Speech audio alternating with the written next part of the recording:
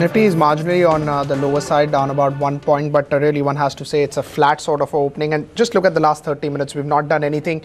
There are a lot of results that are lined up today, tomorrow, and maybe in the next 5 days. Today, there'll be more than 15-20% of Nifty weightage company that will be declaring numbers. And maybe the markets are just waiting for that, or waiting for that to settle down.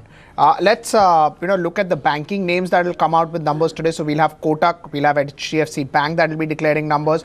Tomorrow, of course, will be Axis Bank. So big banking heavy numbers also coming in the next few days. Siddharth Purohit, Senior Equity Research Analyst Banking at Angel Broking, now joins us. Siddharth, good morning. First, let's start with HDFC and Kotak. They would be declaring numbers today. Can you just first start with HDFC Bank? Do you continue to expect it to be as solid as it has been previously? Morning, Pankaj. SDFC, has been one of the most consistent player in the banking space, as we all know. And in Q4, they delivered even better numbers. We saw 27% loan growth coming in Q4. And if you talk about this quarter, then possibly they will end up somewhere close to 23 to 24% kind of loan growth. And on the top line front, I expect that, similar 23% kind of NI growth is possible. The reason being the strategy for the bank has not changed. And they continue to be very active on the retail loan side and very selective on the corporate loan segment. So while the industry as a whole is not growing and it is growing below 10% in terms of the total loan book size, but SDFC would continue to grow at above 20% for sure. And because of the selection of the loan, category that they are advancing, so I don't think any pressure on margins should come in. So I believe that, on top line front, NI front, they should deliver around 20 to 23% kind of growth backed by your loan growth. And on the operating side, if you observe, their cost to income ratio has been more or less stable for last many quarters, in the range of 45%. So that should again sustain during this quarter as well. And if you talk about, if you draw down further than the provisions again, I don't expect to increase substantially. It would be normal, whatever we have seen in the credit cost, last quarter. So if you, look at the bottom line, I believe that they should deliver yet another quarter of very good results. And we're expecting around 23% kind of PAT growth for this quarter.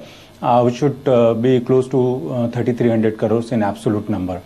Let me tell you something more why we believe that SDFC will continue this kind of growth for multiple quarters is that if you observe in the last 2-3 quarters, there was heavy provisioning by all these PSU banks and even the large private banks like Axis and your ICICI because of the AQR process. But SDFC had not been really aggressive in lending to those this long gestation project, and that has been really a big positive point for SDFC.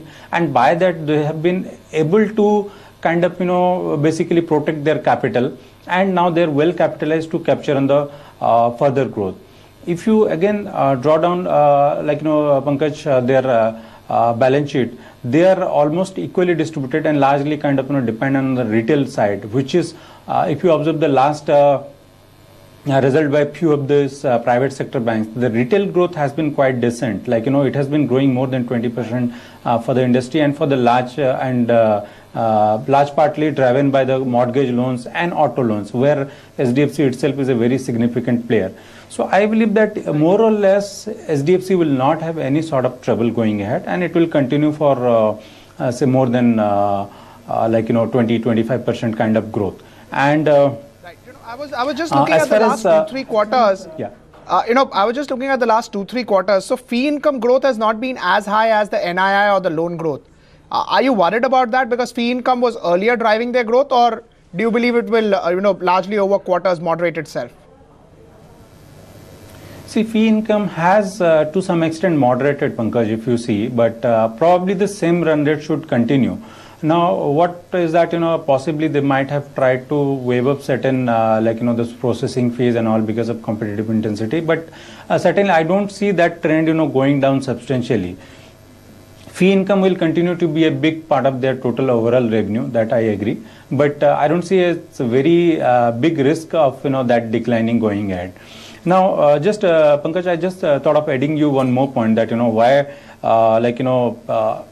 this PAT growth could continue. That if you observe, SDFC Bank has been very aggressive as far as technology adaptation is concerned, and henceforth now what even the management has been saying is that they will play more on technology. So it will not be a linear growth kind of thing that you open X number of branches and you drive the business, an X amount. So it will be more of technology driven business going ahead. They have been developing certain apps also. They have been one of the most active in terms of net banking. So the future of banking, as we know, is technology, and where SDFC has been a very significant player.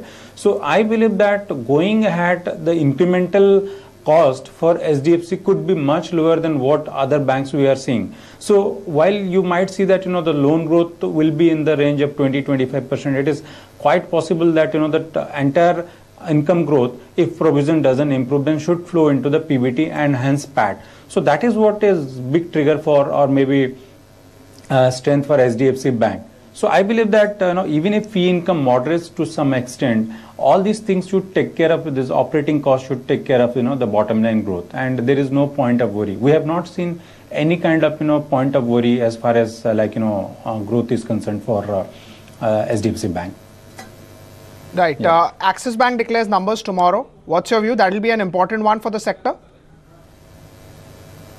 Yeah, Axis Bank, in fact, will not be. I don't expect an impressive set of results for this quarter. The reason being that as we know, last quarter, during the last quarter result, they came out with a watch list of close to 22,600 crores of assets which are under watch, and the management has been very vocal that at least 50-60% of that could fall into NPA over the next possibly 2 years, 8 quarters. So, and large part of that again, Pankaj, should fall into NPA during this year itself.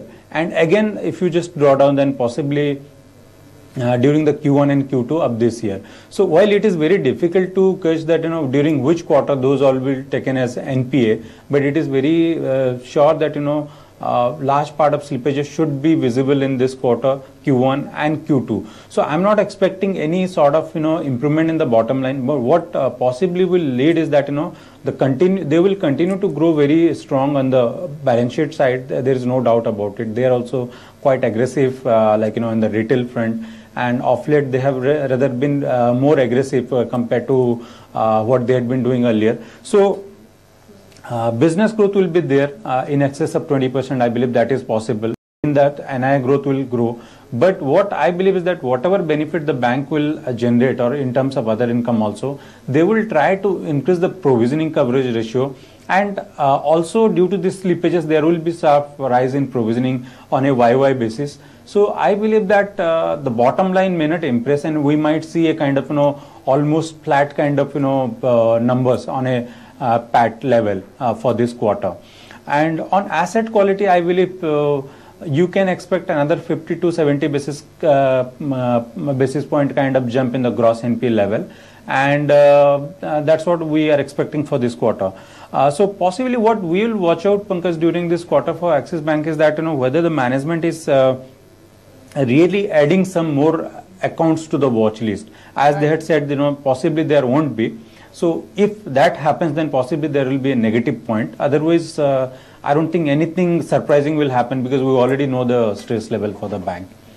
Yes, ma'am. Right, Siddharth, hope to touch base with you once we have the numbers of HDFC, Kotak as well as Axis coming out today and tomorrow. That was a preview coming in on the banking numbers expected today. Meanwhile, as we were talking to Siddharth, we got some flashes coming in about Suven Life Sciences. Suven Life Sciences is up about 4%. There you go. So there's been a sharp spike over there. What has happened is that at one of their plant, as per their schedule, US FDA inspected on 15 July, and they have completed the US FDA inspection. So they've got an EIR, and they have really not gone any major